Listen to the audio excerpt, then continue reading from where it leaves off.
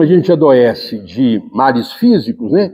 de indigência física, a gente padece de indigência simbólica. A gente padece de ter crenças que sustentem a nossa vida. Então, essa ideia do significado é muito importante. Na ausência de significado, nós perdemos muito. Podemos fazer as coisas, continuamos vivendo, fazendo as coisas, mas privados da significação. A significação é dada por escolha. Onde não há escolha, não há propriamente significação. Se vocês são determinados a fazer uma coisa, que valor tem isso para vocês? Vocês foram obrigados a fazer, foram privados da escolha, né? Se alguém dissesse que nós não escolhemos amar nossos filhos. Não é assim. Nós não escolhemos conduzir a nossa vida amorosa. Não é assim, não é? Aquilo que acontece à nossa revelia, de novo, é destituído de significação. A liberdade que torna uma vida significativa. De quanta liberdade você dispõe? Você é escultor de você mesmo. Quando você é escultor de você mesmo, você esculpe a si próprio, isso é o mais humano possível. Quando você está submetido a alguma coisa, qualquer que seja ela, você perde esse traço da sua humanidade, o grande traço da sua humanidade. Não é? Por outro lado, né, uma outra coisa importante também, é que aquilo que nós fazemos ou deixamos de fazer tem a ver com os valores que nós adotamos, com as nossas crenças básicas, com os nossos valores. São os valores que fazem com que nós escolhamos um caminho ou outro caminho. Então, também é motivo de crise nós não termos valores disponíveis. Porque quando você não atua de acordo com valores, ou tendo como referência valores, você atua através do impulso. Você atua impulsivamente. Então, os valores é que fazem com que, de novo, a sua busca de significação aumente. Uma das chamadas crises dos valores é essa impossibilidade das pessoas constituírem algum pacto. Então, não havendo valores, não havendo pactos, a única saída nossa é violência, não tem outra. Não tem outra saída, é o impulso imediato. O que faz com que haja um intervalo entre a sua vontade e aquilo que você está fazendo são esses tais valores. Então, liberdade, isso é muito importante, não é? E nós escolhemos à luz dos valores que nós adotamos. Por isso que é tão grave alguém dizer assim, valores são relativos. Isso é absolutamente grave. Cada um escolhe o seu. Se de fato isso ocorrer, nós estamos numa espécie de estado selvagem. Um pouco como esse que a gente vive. Parte da crise da educação, sobretudo a educação desses garotos de 15 a 18 anos, é a impossibilidade de nós transmitirmos alguma coisa para eles, do ponto de vista de valores. Nós formamos os caras bem nas ciências, em língua portuguesa, mas em valores é um pouco mais difícil. Também na universidade, você forma bons engenheiros, a universidade faz isso, bons, a Universidade Federal daqui, outras também, claro. Bons médicos, bons engenheiros, bons matemáticos, bons historiadores, você profissionaliza a pessoa. Mas que nós formamos seres humanos, um pouco difícil acreditar nisso. Então, isso é uma batalha interessante, tornar valores um campo de discussão. Nós precisamos disso, gente, de palavra pública, de discussões públicas. Uma das razões que o padre Marcos deve estar pensando nisso aqui, tá bom? É essa ideia de fazer com que o espaço da crença religiosa seja um espaço público também. Cada um de vocês, cada um de nós tem a sua crença religiosa, etc. Isso é muito importante. Mas que a religião, a crença religiosa, sirva como compreensão do mundo, essa é a melhor tradição cristã. Nós perdemos em algum lugar. Né? Toda a história do cristianismo é uma história de uma crença religiosa que se pretendeu leitura do mundo. Compreender o mundo, dizer coisas sobre o mundo.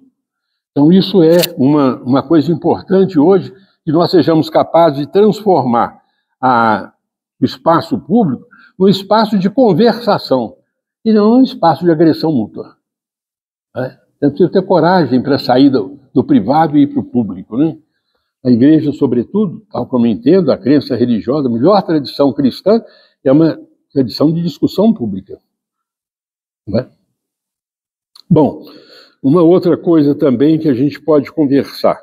Então, essa volta toda aqui que eu estou dando aqui nesse começo, é para lembrar que a pesquisa, a implementação, a disseminação, a percepção do tema da inteligência artificial é o resultado de uma escolha cultural. Não é uma coisa que se impõe a nós. Agora é assim que nós devemos fazer. É uma escolha. Uma escolha pessoal, nem tanto, mas uma escolha cultural. Nós temos que pensar um pouco à luz disso aí. Não imaginar que a inteligência artificial chegou para nós como um decreto, como um destino. Ela chegou como uma possibilidade.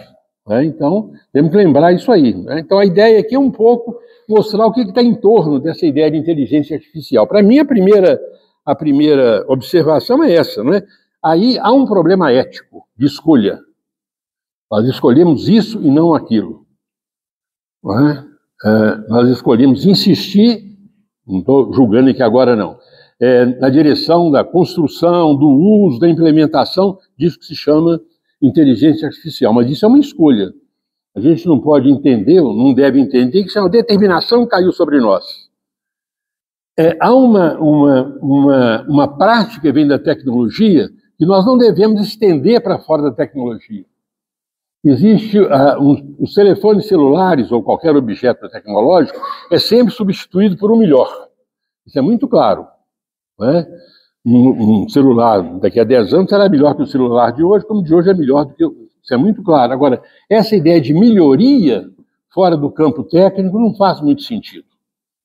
Eu não posso dizer que um pintor do século XV, Leonardo da Vinci, pinta menos do que um pintor do século XX, do século XIX.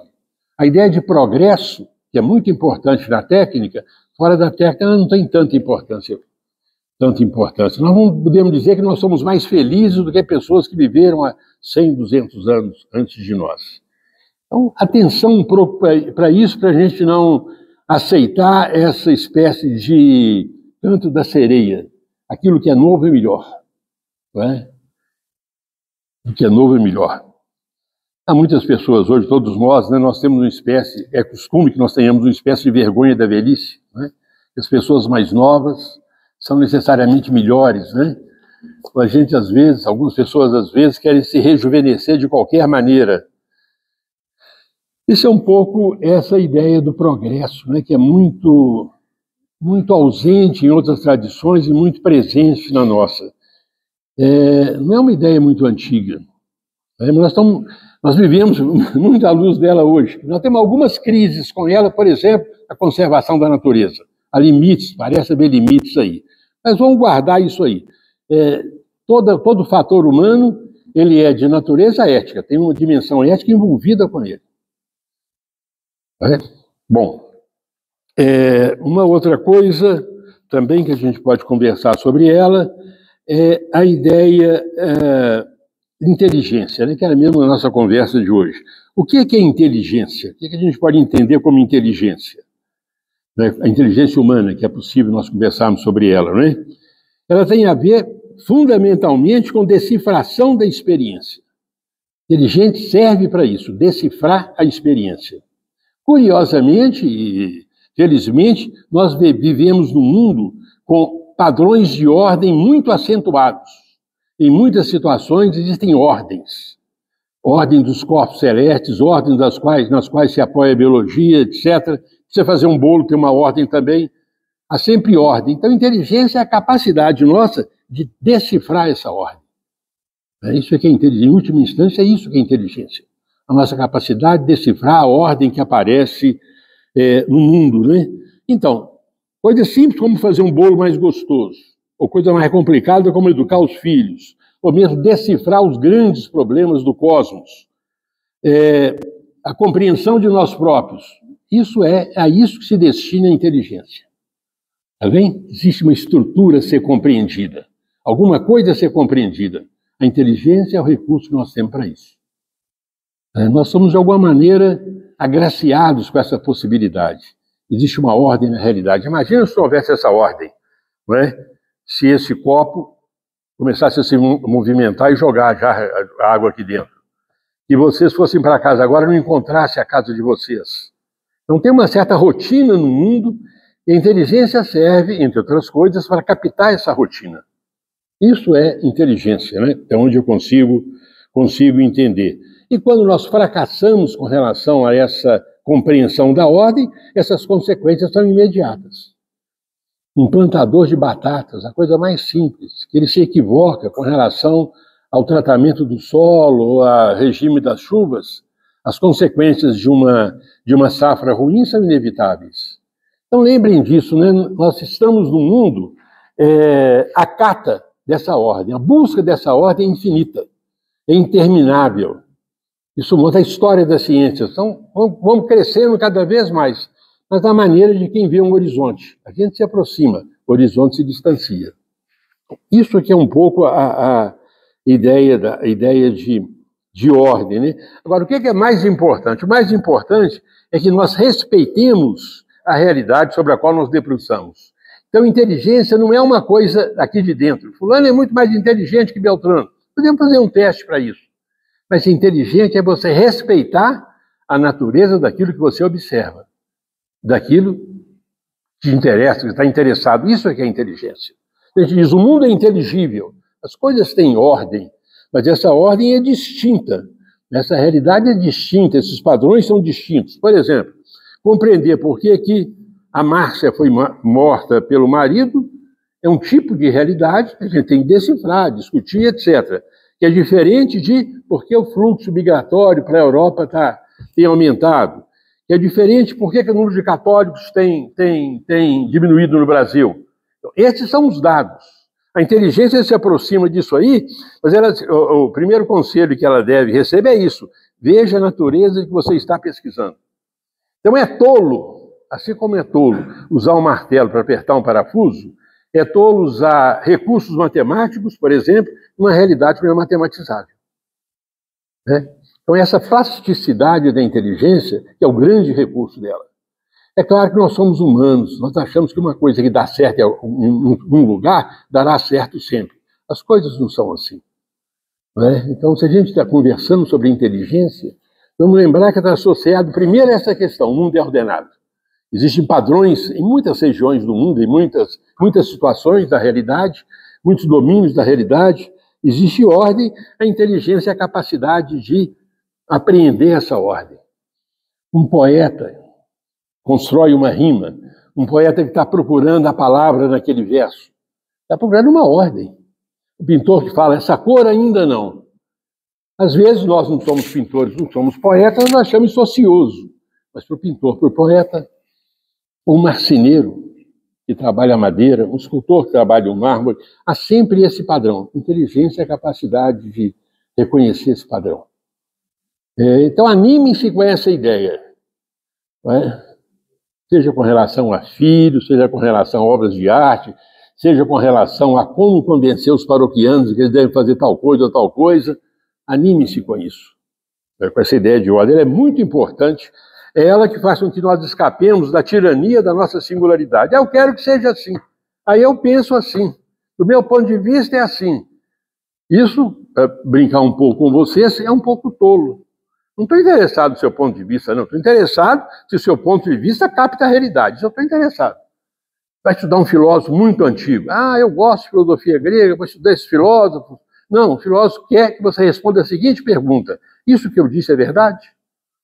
Isso que é interessante. Sempre essa ideia de verdade. Abandonar a ideia de verdade, por mais desejável que isso pareça, é abandonar, ao mesmo tempo, a ideia de falsidade. Se não há verdade, não há falsidade também. É muito, né? Então, guardem um pouco essa ideia da inteligência, dessa ideia de inteligência, né?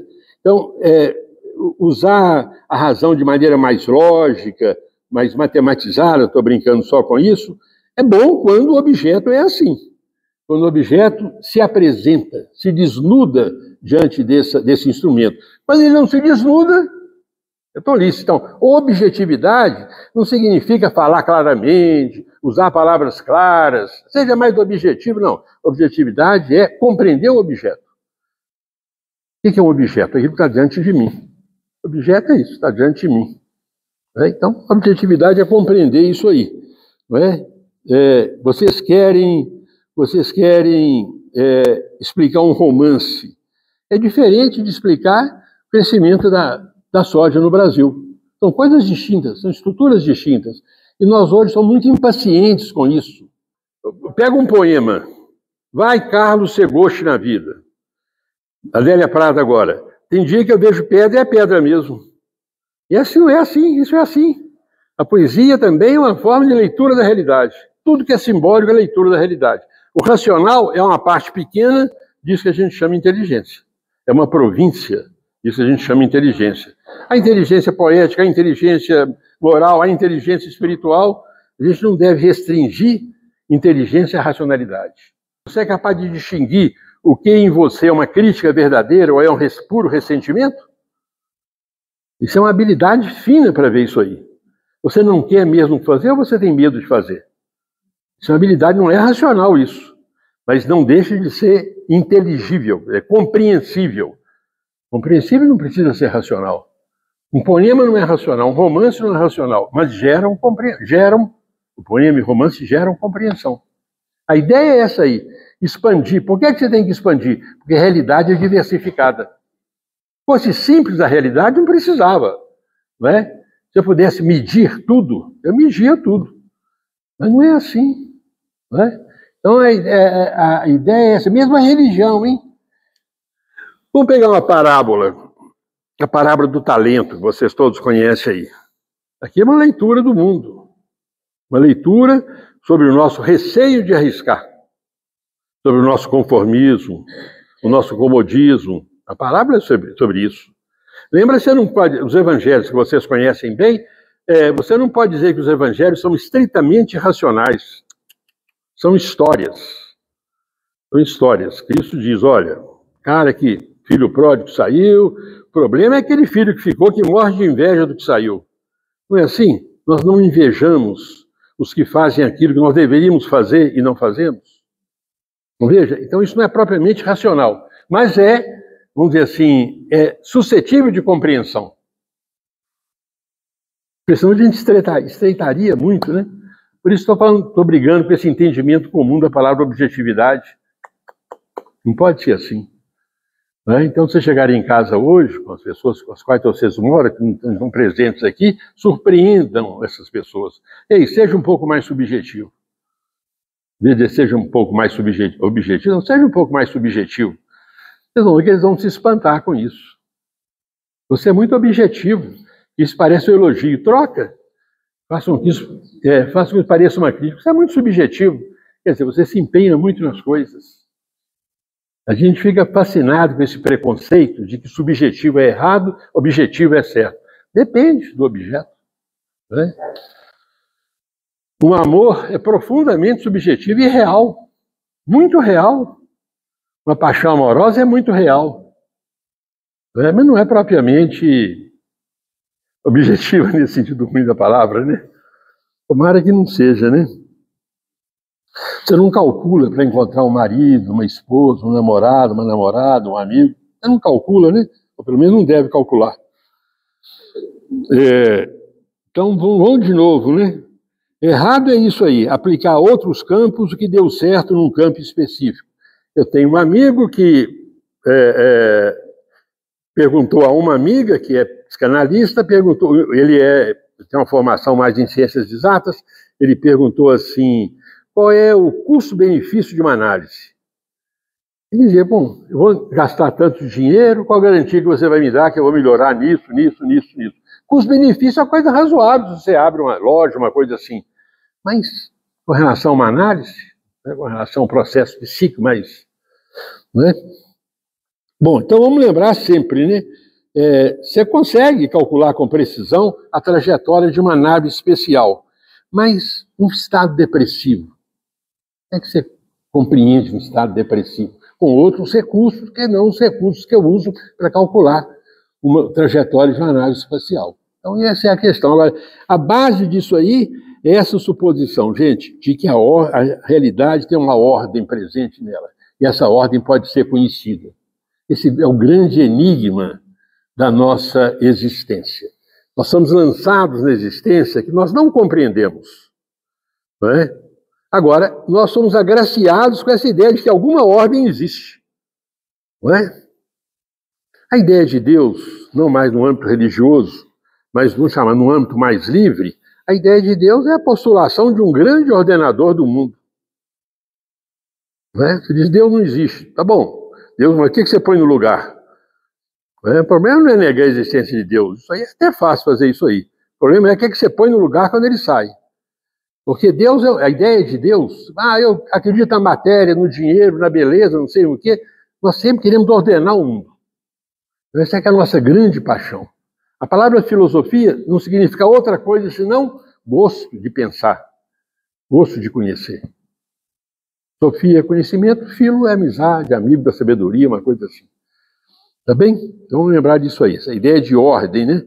Então, isso torna possível o conhecimento. Dentro da ciência, da filosofia, da religião, não importa de onde. Eu quero insistir muito nisso, porque vocês, quase todos vocês, são pessoas religiosas. Né? Tem uma formação religiosa, uma convivência religiosa, uma prática religiosa. Não se esqueçam disso. Vamos pegar o Evangelho de novo. Aqui é uma leitura da experiência humana. O Evangelho como os talentos. É uma leitura da experiência humana. Dos talentos. É uma acusação ao nosso conformismo, à nossa desistência de sermos humanos, à nossa desistência do risco. Não é? Então aquilo não é uma coisa que eu ouço domingo e esqueço durante a semana. Não, aquilo é uma leitura dura da condição humana, né? Bom, em geral a gente tem 3 usos da inteligência, se eu pudesse exagerar assim. A inteligência permite que nós construamos coisas. Uma máquina, por exemplo. Esse copo aqui, esse jarro aqui. São coisas que não existiam e que foram construídas. É um tipo de inteligência. Um outro tipo de inteligência é a inteligência que se aplica sobre nossas ações. A vida moral, por exemplo, a vida ética. Eu não produzo a vida ética como eu produzo um objeto. Sem a minha produção, esse objeto não existiria. Se eu me refiro à ação, esse segundo tipo de uso da inteligência, eu me refiro à ação humana, à convivência humana, à sociedade humana. E o terceiro tipo de uso da inteligência é quando ela se ocupa de realidades que não dependem de nós. Por exemplo, o curso dos corpos celestes. Nós estamos com essas 3 coisas. Coisas que existem independente de nós. Coisas que nós produzimos, a tecnologia, por exemplo. E coisas que se referem à nossa ação. São 3 coisas muito distintas. Com valor distinto, com dificuldades distintas de compreensão. Agora vamos entrar um pouco na questão que você colocou. A vida mental pode ser reduzida à inteligência? Não tem muito jeito de fazer isso. Não tem um lugar decisivo também para o sentimento? Não tem um lugar decisivo para o sentimento? Deixa eu dar um exemplo. Né? O nosso estar na vida, nosso modo de estar na existência, é muito marcado pelos nossos sentimentos. Vamos imaginar que alguns de nós se decepcionam extremamente, estão pessimistas em relação à vida. Né? Alguns de nós, por uma razão ou por outra, adotam uma espécie de conduta muito cética, muito desanimada com relação à vida. Isso é um sentimento. Não só sentimento pessoal meu, é um sentimento diante da existência. Outros não. Outros acham que essa vida é uma graça. Né? Isso é um outro sentimento. E, ancorado, a nossa razão muitas vezes se ancora em sentimentos. Né? O Einstein, um grande físico, gostava de dizer, mas qual é a sua paixão? Eu sinto que esse mundo é ordenado. Não é? Então, cultivar esses sentimentos, tentar mergulhar nesses sentimentos, é uma coisa muito importante. Nós vivemos assentados em sentimentos, que a gente pode analisar, pode mexer, mas em última instância, não é? Vamos imaginar que você chegou lá no céu, é que todo mundo vai para o céu aqui, né? Todo mundo é católico, vai para o céu, e São Pedro fala assim com vocês. Bem, me diga, o que foi a vida para você? Como é que você se postou na vida? Vocês não vão dizer, não, eu comprei um carro, ou eu viajei para a Itália, ou eu fiz tal coisa ou tal coisa. Não, vocês vão dizer uma outra coisa. Às vezes, na faculdade tinha um seminário que é assim, você vai morrer na próxima semana. Sobre o que você falaria? Pedi ao professor, você vai morrer, tem uma semana só de vida, sobre o que você falaria? Não deu muito certo, porque pessoas tinham receio de falar e depois, né, a morte ser confirmada. Não deu muito certo, não. Mas vocês podem, para vocês mesmos, se colocar essa questão. O que é essencial na vida de vocês? Usando a terminologia religiosa, o que é sagrado? Né? Sacrifício, que é uma palavra também mal usada hoje, significa tornar sagrado. Sacro-fati, tornar sagrado. Então, o que é sagrado na vida de vocês, na vida de cada um de nós? São esses sentimentos básicos diante da existência, que são muito anteriores à razão. Muito anteriores à razão. Então, nesse sentido, você está coberta de razão de novo. A razão racional não apanha isso. Claro que há uma interação, não é muito separado. Mas achar que nós somos máquinas racionais, ou que nosso cérebro é semelhante a computadores, ou qualquer coisa assim, a nossa mente, não. Né? Esse é um ponto, né? Então, vamos pegar essa história dos sentimentos de novo, né? A coragem da qual nós dispomos, a covardia que impede de viver como nós queremos, a percepção do mistério que nos cerca, a generosidade da qual nós somos capazes, a nossa disposição para aceitar os limites da vida, tudo isso ocorre no campo dos sentimentos. Muito anterior a... Eu posso compreender que eu sou corajoso, melhor dizendo, eu posso compreender a coragem, isso não me torna um corajoso. Eu posso compreender a generosidade, isso não me torna uma pessoa generosa, porque é alguma coisa que excede a compreensão. Agora veja, quando você faz um bolo, vamos usar a metáfora do bolo, eu digo para a senhora, o bolo é uma coisa muito separada ou tudo junto? Bom, tudo junto é de acordo com o padrão, né? Você junta tudo, não de qualquer maneira. Então você compreender direitinho, não é assim compreender teoricamente, não. Na nossa vida, como é que essa coisa ocorre? O que é sentimento? O que me ajuda a me debruçar sobre os sentimentos? Por que eu me escondo dos sentimentos? O que é de racional dos meus sentimentos? Mas eu acho que a coisa é junta. O erro é sempre você separar qualquer coisa de maneira radical. Mas isso sempre é fonte de erro. Então vamos lembrar, né? Olha essa questão de novo a questão da religião. Né? Essa ideia de que nós pertencemos ao mistério que nós não compreendemos. Essa é a ideia de mistério. Eu estou mergulhado e não compreendo. Essa não é propriamente o uso da razão que me faz ver isso aí. Não é propriamente o uso da razão. Né?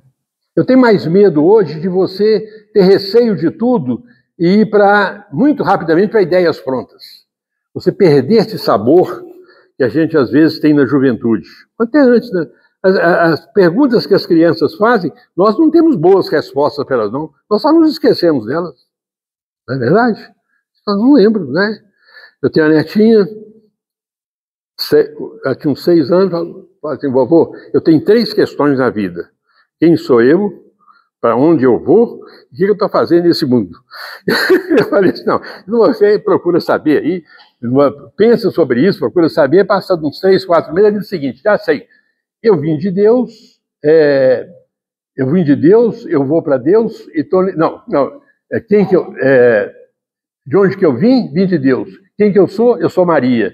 E o que eu estou fazendo nesse mundo? Buscar ser feliz. Não é resolver o problema dela lá, não é?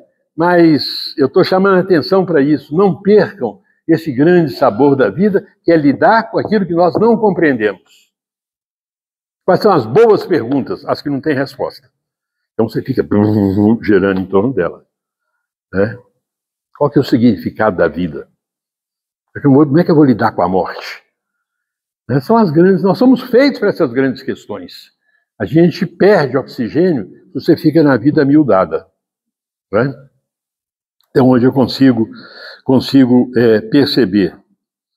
Vamos dar um outro exemplo nessa direção, sair da confusão de inteligência com razão, vamos tentar clarear isso aí. Né? Então, de novo, aquilo que faz com que nós sejamos capazes de amar.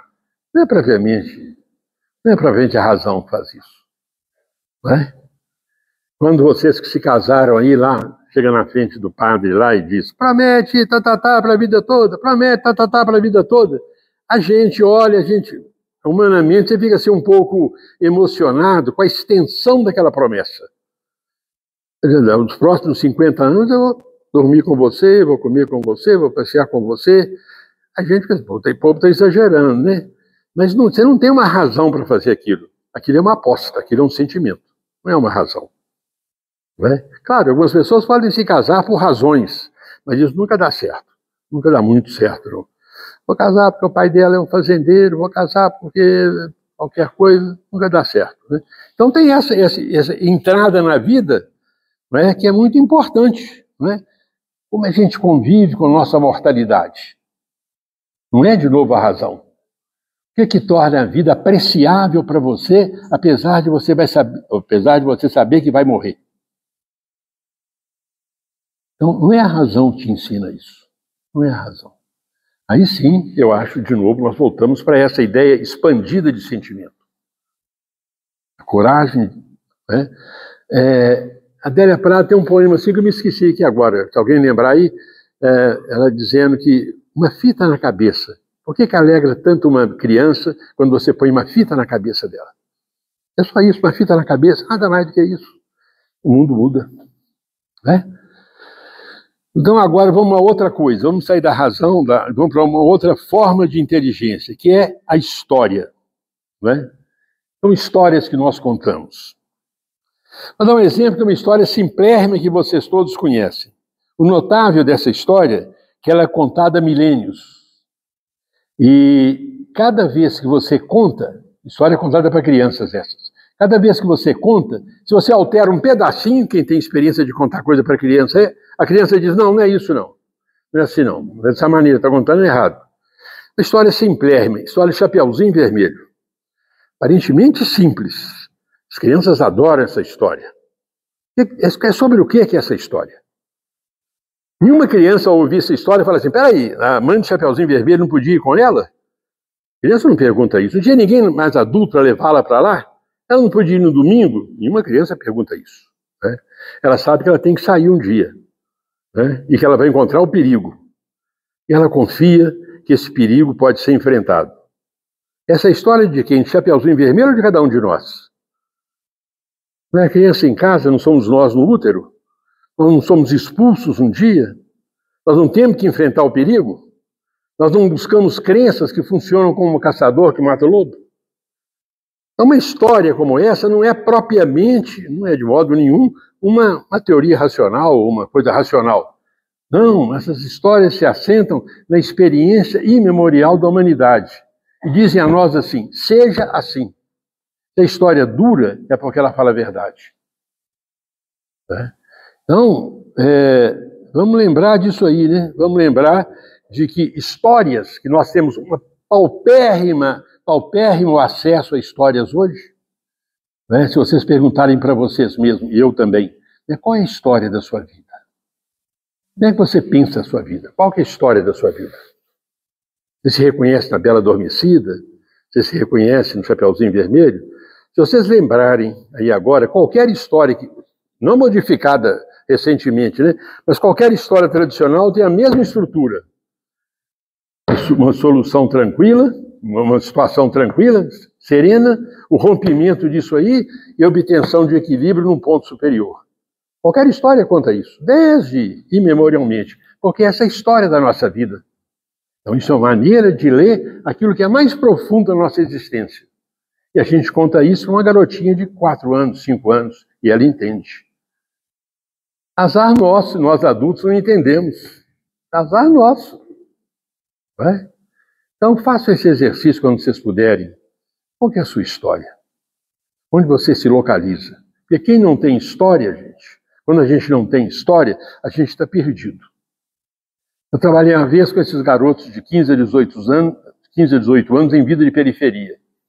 Em escolas de periferia. A coisa mais difícil é o sujeito falar de si mesmo. Era a coisa mais difícil. Aí um diretor, muito experiente, a escola tinha muito conflito, etc. A gente passamos um ano com elas, conflito aqui, conflito acolá. Mas tinha uma escola que não tinha conflito. E a escola estava limpa.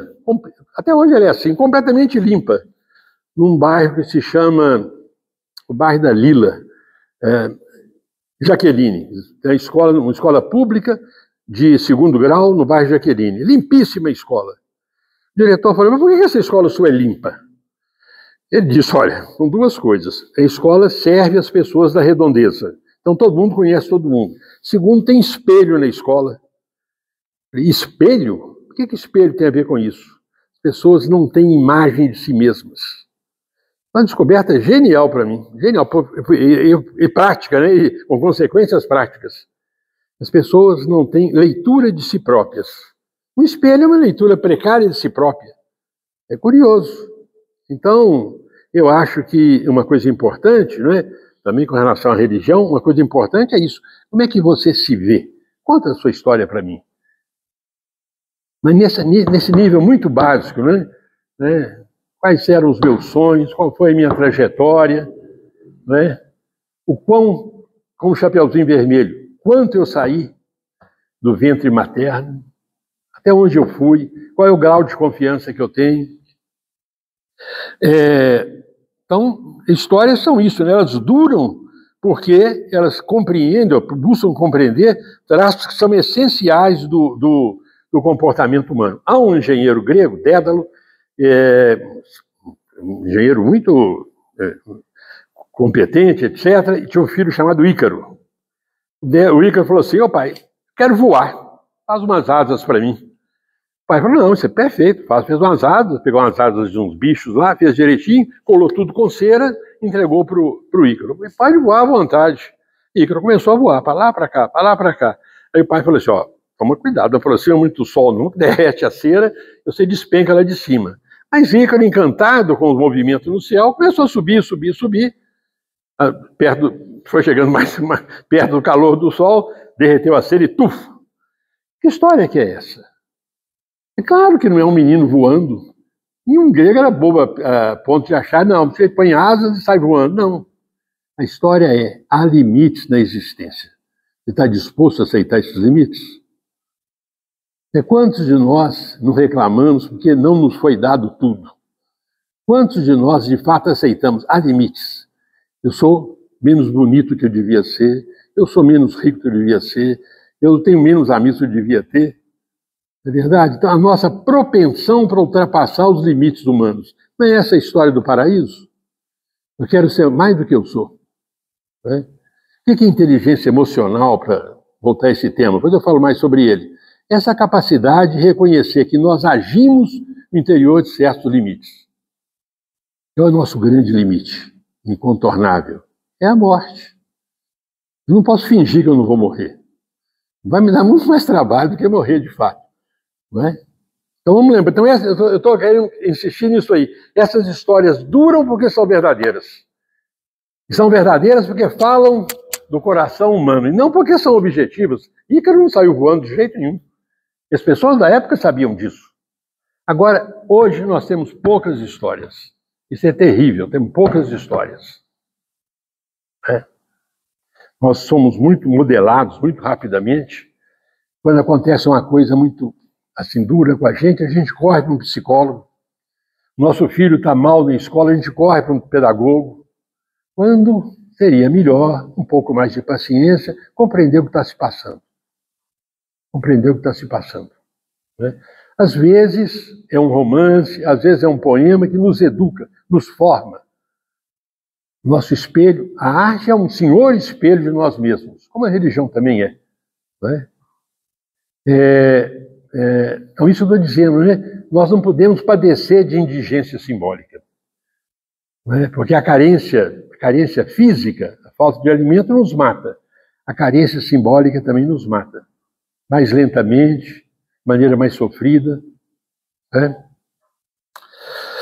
Tá bom. Então, vamos achar agora aqui um avalista célebre da nossa tese, Jesus Cristo. Não é? O que são os evangelhos? O que são os evangelhos? São teorias que Cristo faz? Olha, é melhor na vida fazer isso. Não é nada disso. São parábolas, são histórias. Por que Cristo fala parábolas, apresenta parábolas, conta histórias? Está dizendo, você está aqui. Não importa quem você é. No século I, II, III, XX, 23º, você está aqui, ó. A inveja do irmão do filho pródigo é a sua inveja. O receio do irmão que guardou os talentos é o seu receio.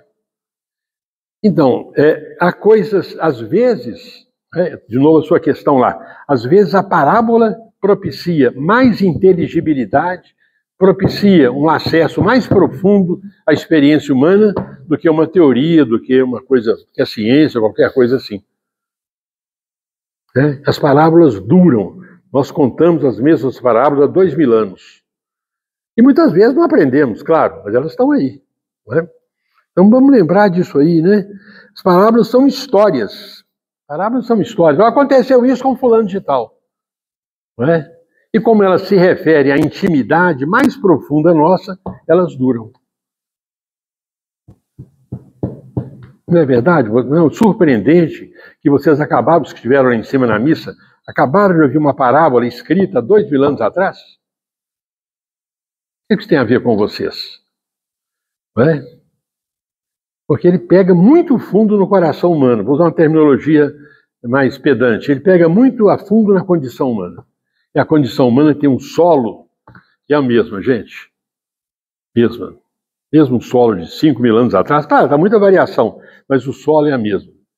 Nós somos pessoas, sempre todos nós, tentando dar significado à vida. Nós precisamos fazer isso. Podemos correr disso, claro. Né? A gente tem que ter um pouco de paciência com a gente mesmo, um pouco de compaixão com a gente mesmo. Porque a vida é dura, é muito difícil mesmo. Não é? Nosso Guimarães Rosa, viver é muito perigoso. Não é? Mas nós contamos com esses recursos. Daí que uma tristeza muito grande da vida contemporânea é as pessoas não contarem com histórias, com parábolas, com histórias. E isso permite que eu me entenda. Né? Então eu acho que essa iniciativa que o Padre Marcos está começando a trabalhar com ela aí, essa ideia de trazer a religião para a cena pública é muito importante. Tirar a religião de dentro da igreja, dentro dos templos, né? Mais exatamente. O Papa Francisco tentou fazer isso muito, né? Porque senão, não é, restrita a interioridade, ao ambiente estritamente eclesial, a religião perde essa força. Ela é uma leitura do mundo. Se alguma coisa eu quero deixar de tudo isso aqui, é essa. A religião é uma leitura do mundo. E assim deve ser entendida, discutida, enfrentada, enfim, debatida.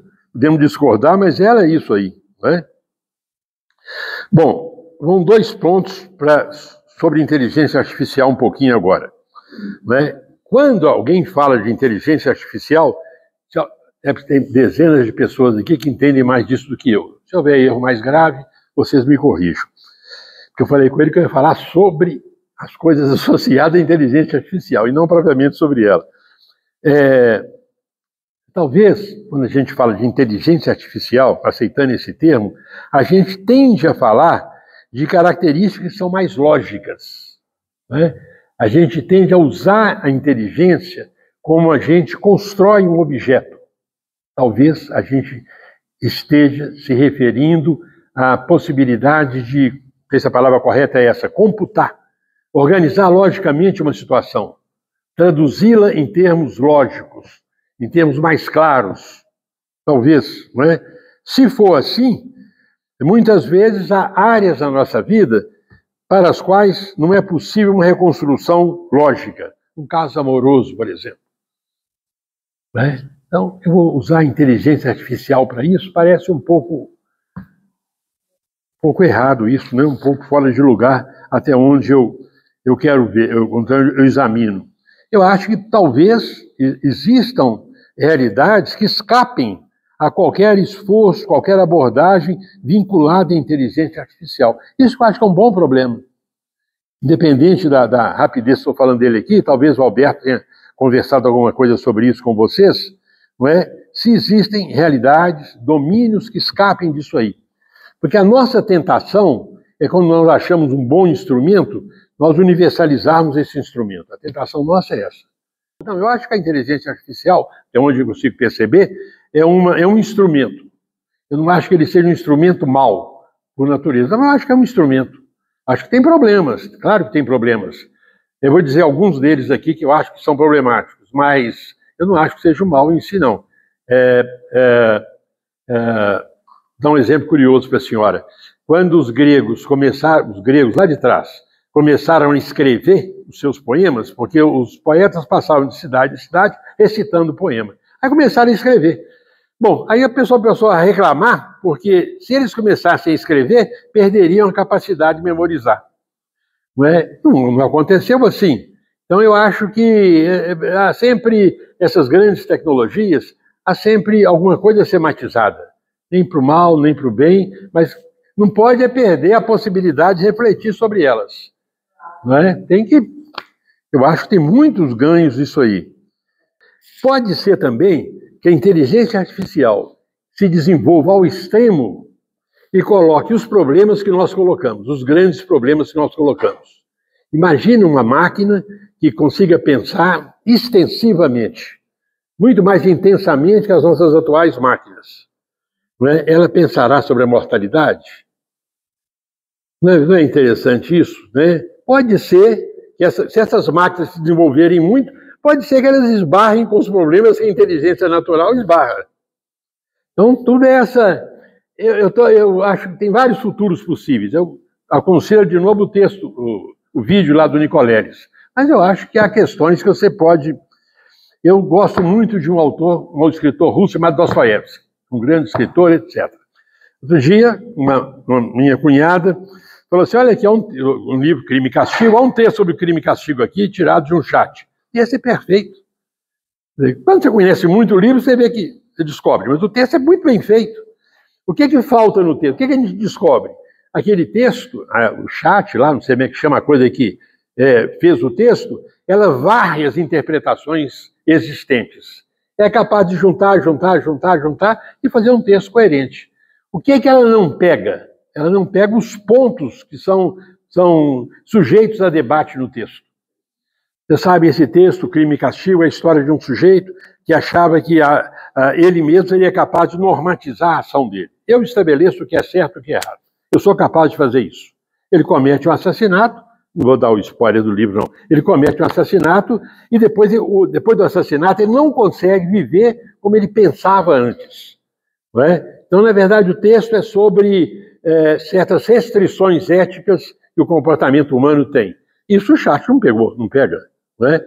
Então, mas eu acho que, eu fico surpreso como é que ele foi capaz de fazer uma boa resenha do texto, sem esses aspectos, Então, eu acho isso aí, nem condenar, não sei se eu posso falar isso aí, Quer dizer, a inteligência artificial, um leitor da inteligência artificial, ela lendo, ela é uma estupenda capacidade de organizar as coisas. Imagina, ela pode me dizer quantas vezes um filósofo importante como Platão usou a palavra, vou sacar aqui agora, virtude. Quantas vezes? Para mim ler um trem desse e achar 700 vezes, é uma coisa de louco. Se um programa permite fazer isso aí, se um programa permite que eu descubra se um texto é falsificado ou não falsificado, eu posso datar um texto, um programa ótimo. Eu acho que é sempre essa história, a gente não ir mais longe do que a solução, do que o instrumento permite. O martelo é uma coisa curiosíssima, muito útil, etc. Mas você sair martelando o mundo, você destrói o mundo. Se o mundo fosse só de prego na madeira, funcionava o martelo, Então eu acho que tem certas questões de interpretação que escapam um pouco disso aí. Estou dizendo isso porque nós estamos tendo nas escolas hoje, Identificar um professor com 50 alunos, ele vai ler todos os textos e vai tentar. Difícil, isso é mais difícil, E uma outra coisa muito importante, que esse Nicoleles insiste muito, as repercussões de natureza neurológica derivadas do uso repetido da inteligência artificial. Eu acho que sempre que essa discussão puder ser aprofundada, convida alguém da neurologia. Há muitas experiências de uso de recursos da inteligência artificial que acabam levando a uma perda da dimensão cognitiva. Eles fazem muitos estudos nos Estados Unidos, Pegam turmas anteriores a 80 e turmas depois desses usos, mostram como é que há muitas vezes uma queda. Eu acho que vale a pena se esses recursos, quando muito disseminados, se eles não afetam os demais processos de raciocínio. Em massa, não estou dizendo para uma pessoa ou para outra, não, em massa. Não é? Eu acho que isso é um senhor problema. E vamos lembrar que a inteligência artificial não é artificial, ela é feita por seres humanos. Né? Por trás desses programas tem pessoas, né?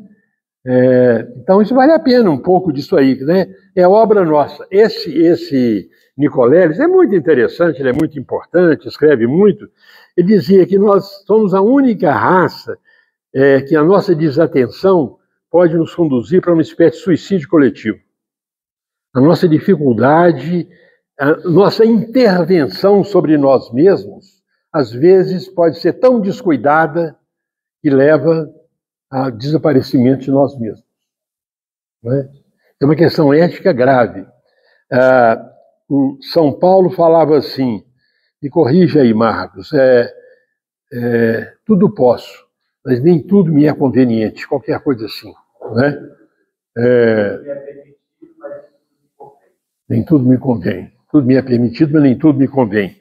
Já vou fazer uma contraposição com essa frase. Então guardem isso aí, né? Não se esqueçam de conversar um pouco, quem tem interesse nisso aí, sobre esses aspectos neurológicos. Né? Qual a repercussão disso sobre o cérebro? Escrever, por exemplo, é dominar uma técnica muito difícil de ser dominada. Se as pessoas perdem o hábito de escrever, ou escrevem menos, isso tem consequências sobre estados cerebrais? Tem que examinar isso, discutir, fazer experiência. Né? Aquela ideia que eu falei no começo, nós não devemos entender que toda coisa nova é melhor do que a coisa antiga. Isso não vale nesse domínio humano. Não vale nesse domínio humano. Bom, e vamos lembrar isso aí, né, que é meio aterrorizante, mas se as máquinas, se essas máquinas inteligentes forem muito desenvolvidas, elas serão religiosas, por exemplo? Serão capazes de colocar o problema de Deus? Uma inteligência muito desenvolvida, será capaz de colocar o problema de Deus? Bom, terminando já, isso não afasta os benefícios, estão inúmeros, né? E esses benefícios são, como os benefícios de toda a tecnologia, de tornar a vida humana mais amena, menos hostil. Agora, se trata ou não se trata, se a gente consegue ou não consegue isso é um outro problema. Eu acho que a gente tem que tentar ir refletindo, que é muito difícil isso hoje. É muito difícil para nós hoje, para nós, ao contrário do que São Paulo dizia, para nós é assim, se pode ser feito, deve ser feito. Muitos de vocês trabalham aqui, ou trabalharam, passaram por universidades. É muito difícil uma universidade hoje dizer assim, isso não deve ser pesquisado. Não é muito difícil, não, é impossível. Colocar restrições éticas ao avanço do conhecimento. Nós não sabemos, porque a gente não sabe consequências de um desenvolvimento científico, não sabemos. Então, eu acho que essa questão de São Paulo hoje é contraditada, vamos dizer assim, por essa expressão. O que pode ser feito, deve ser feito. Né? A ideia de restrição é uma ideia quase que... nós não gostamos dessa ideia. Né? E pode ser que nós esbarremos com a necessidade de restrições. Né? A tecnologia avança muito, é muito difícil controlar isso aí. Tem milhares de laboratórios pelo mundo afora. Não se esqueçam que esses investimentos tecnológicos são geradores de muita riqueza. Muita riqueza. Né? Vocês não vão ver um sujeito, uma firma de desenvolvimento de inteligência artificial trabalhar com o neurologista do lado. Diz, pode fazer isso, não pode fazer aquilo. Não, onde o capital entra, tudo, num certo sentido, se desmancha. Esse é um problema complicado também, esse problema é complicado também. Mas vamos lembrar isso aí. São Paulo dizia, né, tudo é permitido, mas nem tudo me convém. É o contrário dessa frase, não é? Se eu posso fazer, eu devo fazer.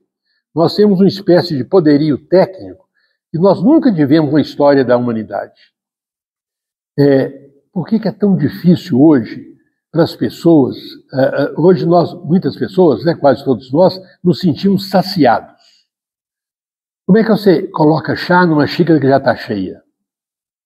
Como é que você convence pessoas de que há um vazio dentro delas ou há uma incompletude dentro delas se elas se sentem imensamente saciadas.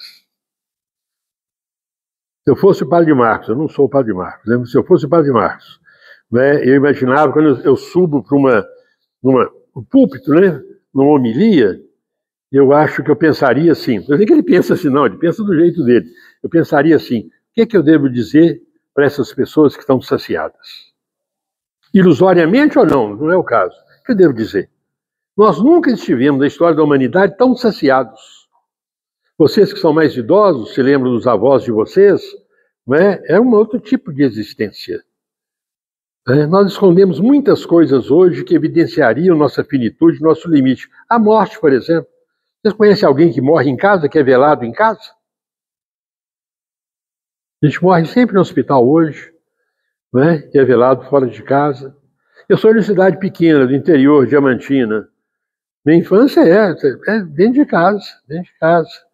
Isso é um exemplo só, não é pitoresco, mas é lembrar isso aí, que toda menção à finitude para nós hoje é escondida. Nós não suportamos envelhecer. Né? Então, isso é uma coisa curiosa, porque todas as vezes que você esbarra naquilo que é inultrapassável, você bate e volta. Sem querer, você se infantiliza. Então, eu acho que essa ideia da saciedade, de que nós já temos tudo que nós precisamos, embora, mesmo que seja ilusória, diante da história da carência, diante da presença da carência na história da humanidade, isso para nós é difícil de aceitar hoje. Nós nos imaginamos saciados. O que você vai dizer para uma pessoa que se julga saciada? Tem o que dizer. Nem ela tem o que dizer para si mesma. Mas essa saciedade é uma espécie de barulho que impede que você leia, veja você mesmo. Tá bom. Obrigado, gente, pela paciência. Né? Obrigado.